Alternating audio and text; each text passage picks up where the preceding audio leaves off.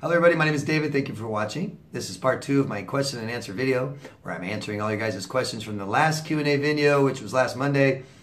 Any questions you guys have today, please go down below in the comments section. Ask me anything you want and I'll answer them in the next Q&A video, which is next Monday. And let's get started with the next question, which is from Jeannie from Alabama. Hello, Jeannie.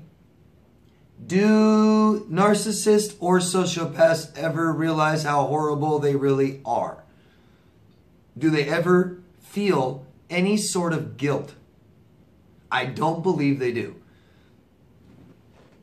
I've actually talked about this quite a bit, actually, in other videos.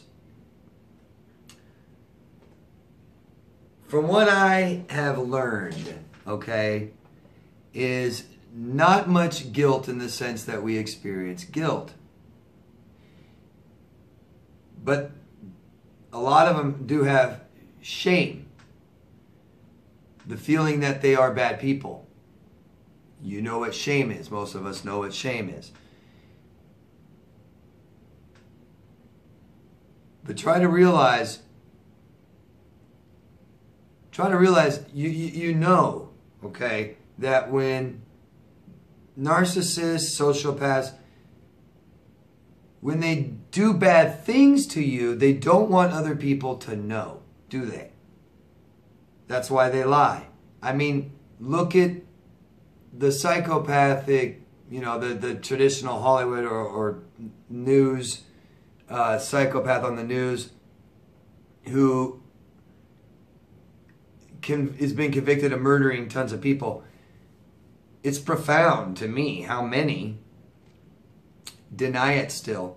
I mean, you're on death row forever. You're guilty. You did it. We all know. Deny it or just dismiss it. I don't remember. Minimize it. I didn't mean to kill him. I only raped. I didn't kill. Or, you know, I mean, they still don't want to be that bad person. A lot of them don't. And narcissists, sociopaths, a lot of them don't want people to know what they're doing that's bad. Because it triggers this very old instinct that we have to be a part of society. Not being a part of society in our minds is imminent death.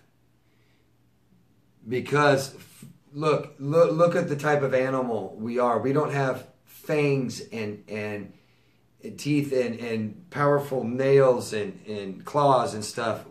We aren't vicious predators. We're pretty open prey to predators. So, but we learned that we could stay alive in numbers, in society, form a group, literally, close together. So we know, I mean, if one person from that group strays or gets kicked out of the group, you're done. It's just like a kingdom that sends you out on a horse, out the doors, out the gates, see ya. I mean, really, think about it. Oh, you want me to leave? You give me a horse and say go? That's better than shackled, right? No, it's imminent death. You're done. You're done. It feeds you to the predators. You know, your prey. Done. So we all instinctively want to be a part of the group. That's where it comes from. And when we're not, that threat of not being accepted, being kicked out, everyone thinks, you know, everyone, I'm exposed. Everyone knows what I am. It just triggers that imminent death, that survival instinct that we have. So guilt, no. Don't want everyone to know I'm a bad person? Yeah. But also realize that a lot of sociopaths will say, yeah, I might be a bad person or whatever, but they think that everyone else kind of is too. A lot of them will think that everyone is kind of a bad person. So, you see? Hope that makes sense. If not, just ask me again, Jeannie. Thanks. Jacqueline from Montana. Hello, Jacqueline. Thank you for your videos. Super helpful. Is it possible he never comes back? It sounds like you want him to come back. I hope. Yeah, I don't know. Well, yeah, of course it's possible. of course.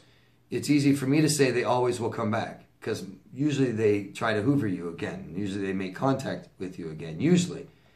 And it's a safe bet. I'm right until they die. But yeah, of course some of them don't. Yeah, of course some of them don't. Tons of different reasons too. Sorry I couldn't tell you more. Thanks. Jay Strada from Portland, hello. When I became an adult, my mentality was this. I thought because I survived my horrible childhood, I've been on my own taking care of myself since I was 14, had a great husband, 3 wonderful sons, bought a home because I wanted my sons to have stability, and I always knew that I wanted to be treated with niceness. So how in the hell did I allow all my in-laws to abuse me in the worst way, physically, mentally, sexually, emotionally, and the one that eats at me the most is my brother-in-law, who's in prison, groped me in my sleep twice, found out later that he did it to my 2 sisters, my friend, his 2 nieces, and through all this, my other in-laws treated me like it was all my fault, and I've always despised child molesters because I was molested when I was a kid.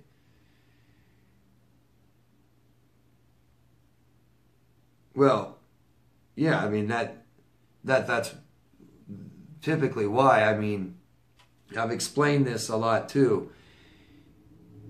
If we are a lot of children who are molested, and I'm sorry, a lot of children who are molested as children are way more likely to be raped as an adult, and it's because how we are taught to handle danger, and it's even neglect doesn't teach us how to handle danger.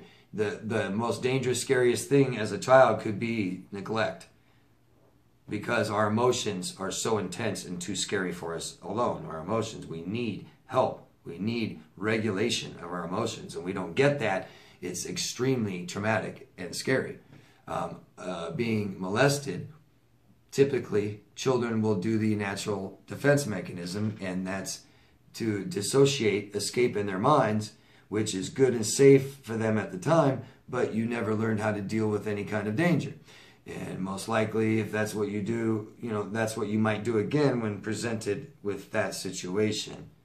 Dissociate, which allows you to be raped, doesn't it? Instead of any kind of fighting or, so that makes sense. Yeah, you allowed a lot of these people to treat you wrong because you were taught that. You weren't taught to pay attention to your feelings and take care of yourself. People didn't take care of you as a child properly. I hope that makes sense, and I hope I answered something for you. If not, just ask me again. Hi, David James here from the United Kingdom. Hello, James.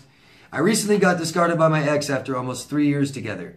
She had always tried to hide it, but I knew something was off with her feeling any empathy. Even when I was in hospital very ill, she was with me, but I could see that she was doing it for her image and not because she felt bad for me being ill. Anyway, she left me out of the blue, cheated on me with a mutual friend of ours, and then got with another mutual friend. Could that be her trying to jump ship to find new supply? She's really shown her true colors by even going to the extent of framing me in public and spreading slanderous rumors about things that never happened in the relationship. Now I see the real person behind the fake relationship she led me to believe in. Apologies for this being long, but I'd like to know what you think she could be from your coaching. I think she's a sociopath. Her mother also has very similar traits, and she's been raised by her alone for many years. Yeah, I'm not a doctor. I'm not diagnosing anybody, and I'm not trying to here. And usually I just tell you I don't know, but this is very sociopathic. It's very antisocial behavior.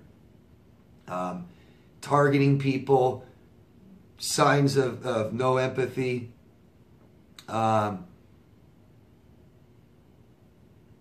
Just really bad behavior, ugly behavior, spreading slanderous rumors, very antisocial, very gross. None of it, we don't like to hear that about, just talking bad about people. Trying to get with all your friends. And then her mother has the same traits, this kind of antisocialness behavior. So it could be, but I don't know. It could be borderline. I need to know more. But that is interesting. You know, sociopaths are taught, if you have a sociopath who is a bad person, they're taught to be that bad person by another bad person, typically. Typically, that's how it works. So you've seen her mom act like this. Her mom is antisocial, so she taught her daughter to be antisocial. And it's where daughter believes it's okay to be a bad person. Oh, that makes sense. It's never usually enough information, but it's sociopathic. But it doesn't mean that she's a sociopath. Sorry, I can't help you more.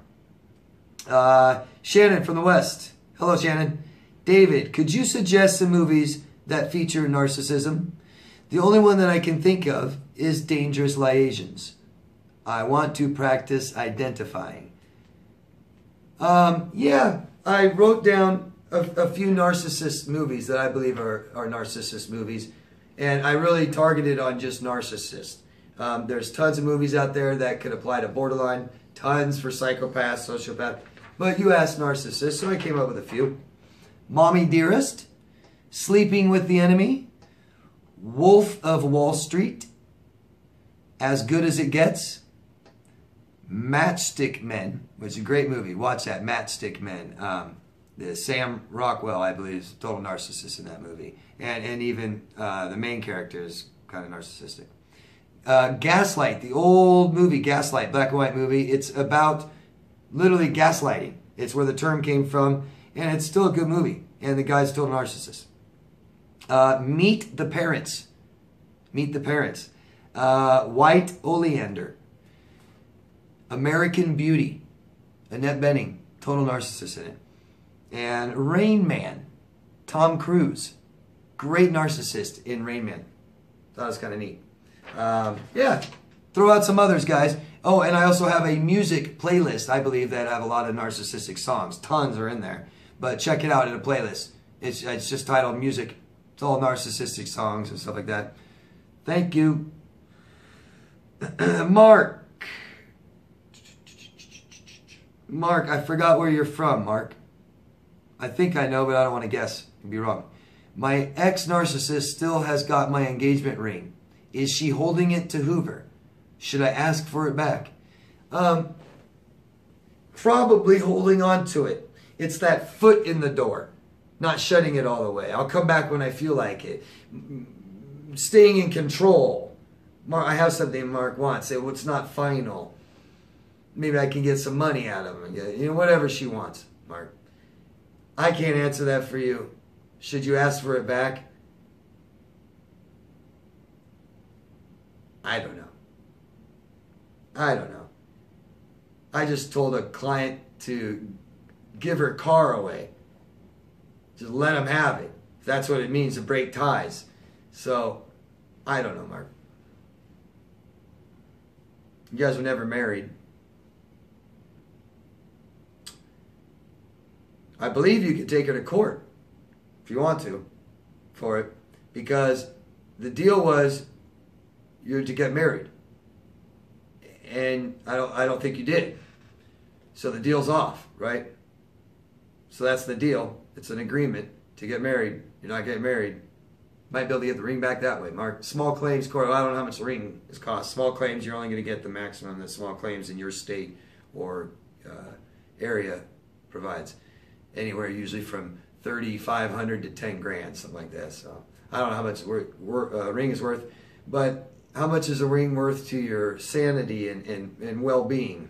You know, because if she's trying to hold on to the ring to keep ties with you, to screw with you and stuff, it might be working, depending on what you do. So be careful. This is a question for you to answer, Mark, not me.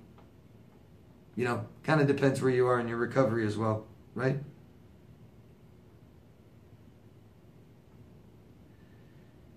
Okay. So next question is from Jake. Hello, Jake. I don't know. I don't see. Oh, you're from the United Kingdom. Thank you. Hi, David. Thanks for your videos. They're saving me. Good. Thanks, Jake. I'm glad to hear that. I was discarded a month ago. I'm sorry. After a year and a half of these awesome ups and then these very horrid downs, she left me while at work. the day before I had cooked and done all her laundry. She even slept in the same bed. She then moved into the room where I had just moved out of 2 weeks before. I'm feeling so messed up. There seemed to be no other man, but that doesn't mean anything. She has a girly best friend that she always dropped for me for. Does this sound like a flying monkey scenario? I'm not quite sure how that would be a flying monkey. Well, you mean like she always drops you for her friend? Be more like triangulation. I don't know if I even have your question or scenario correct. Seems like tonight I'm having problems understanding. Sorry. So, does this sound like a flying monkey scenario? I'm not sure where the flying monkey scenario would come into play here. I'm missing something. That's all, Jake. Please ask me again. Please, everyone. I'm trying to make sense out of this, but I can't. I make sense out of the scenario, but not your question part of it. It seems like triangulation is just using people, bringing other people into the relationship somehow.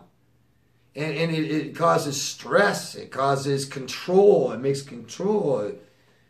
I don't know if that's what you're asking. Sorry, I can't help you more. Discarded a month ago. And then it seems like she might still be there. You said discarded, but then moved into the other room. So I don't know. I hope you break this off, Jake. I hope you get somebody to talk to about this, get help to sort these out, feel better, know what's going on, see the whole picture, find out why you did this, okay? Find out why this is bothering you so much besides she's just, screwing with your head. There's more to this, okay? Good luck, Jake. And, I'm obviously leaving something out, so ask me again. Thank you. Next question is from Shannon in California. Hello, Shannon. My ex, he tries to copy me, and each stage, whether it's social platform or personal stage, he does copy me. It makes me feel sick. Why just he want to do these things when there is no contact? So I don't know how he's copying you. I guess you mean mirroring and like, I don't know what he's doing. I'm having a problem with you guys' questions today. He's copying you, even though there's no contact. Why does he do it? My guess is he's trying to stay connected to you. He's still attached to you. Okay? He's still attached and he doesn't know how to handle attachment. He's very emotionally immature, very low emotional intelligence. He's been abused a lot, bad parenting, horrible. He doesn't know how to deal with relationships at all, doesn't know how to deal with his feelings, doesn't know how to deal with anything. And he mimics and copies other people. The fact that you want nothing to do with him and he keeps copying, mirroring you, just tells you a lot about his childhood. The guy wasn't taught boundaries. The guy wasn't taught repercussions to his actions. The guy's had weird ass attachment trauma where he just can't let go of people, doesn't know who he is. He's experienced a lot of trauma, a lot of abuse. He dissociates a lot, could have a dissociative identity disorder. Okay? Hope that makes sense, Shannon. Ask me again if you want more. Thanks. Ella? FitJack's Ella from California. Hello. You look amazing and great. And great Q&A. Thank you. My question is, do you believe in soul ties with these people? No. Or is the evil connection just myself having compassion for loved ones? I've been investing in myself and watching your videos to stay no contact. Thanks again for all you do. Good. Glad you're watching these videos and it's helping you stay no contact. The answers you're looking for, yeah, don't look at him for those answers. I don't believe in soul ties. And I definitely wouldn't tell you guys that you are tied by the soul forever with these people. No, it's not that, you guys. It's not. We aren't meant to be with abusers, and we aren't, even if you do believe in any kind of thing from love at first sight to soulmates, soul ties, any of these things you believe in, you can't believe it in this. You can't. You can't believe it.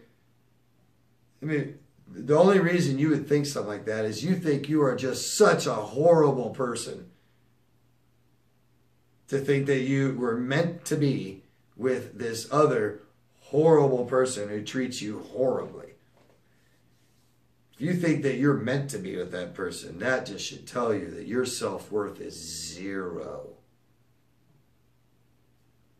So work on yourself and develop yourself. Keep developing yourself, into becoming a beautiful, strong person that you were meant to be, that you were becoming, that you are becoming. But people and things are stopping this development. Trauma hinders and stops development. So your emotional development has stopped somewhere, and you need to continue it by giving yourself the things you need and teaching, yourself skills that we need to learn. And I try to tell you guys what this is in my videos, and so anything that you don't understand about this, keep asking me, okay? Because I know it, but teaching something is a lot different. It's a lot harder. So I may not always be teaching you guys exactly the things that I know. So by asking me the right questions and prying into my mind, I can hopefully give you guys the right answer. So keep asking me, keep learning, keep looking, okay? Don't give up. Don't catastrophize. You guys don't deserve this. Just know that traumatic experiences over time, it makes us feel like we deserve it. It makes us feel like we're a bad person. It's our fault, these kinds of things. And you're going to have to tell yourself the truth. Nobody deserves this. If you guys can look at me and see that I don't deserve it, then you should be able to admit that you don't deserve it. People don't deserve this, okay? A lot of people, smear campaigns or just hurting people. People will say, oh, but he's a narcissist, so it's okay. It's not okay to hurt people, period. Okay? It's not okay. So it's not okay if someone hurts you, ever. And you don't deserve it, okay? So it's just more personal development. Good. Keep investing in yourself. Listening to how you feel. Your emotions tell you what you need. Treat yourself like a little baby. Like the little baby inside. Almost like your brain is a little baby. And you're just going to teach it to love itself. And you're going to take care of it and nurture it. And you're going to keep it away from loud sounds. You're not going to drop it. You're not going to, you're going to nurture this little baby, because we kind of don't think of ourselves like that anymore. Like we don't really have to take care of ourselves that much. It's amazing how much you guys are willing to do for everyone else and nothing for yourself, right? Okay? That's it for today, I think. Yep. That's it, guys. So thank you very much. And again, try and share this video too, okay? Somehow, help me out, guys. Okay? I put a lot of work into these, a lot of time, a lot of effort, energy, research. So if you can just do a couple of clicks, like it, vote, like, down, comment, share it, post it, give it away, do what you can, okay? Thanks, guys. And always love yourself first, and I'll see you next Monday. Bye.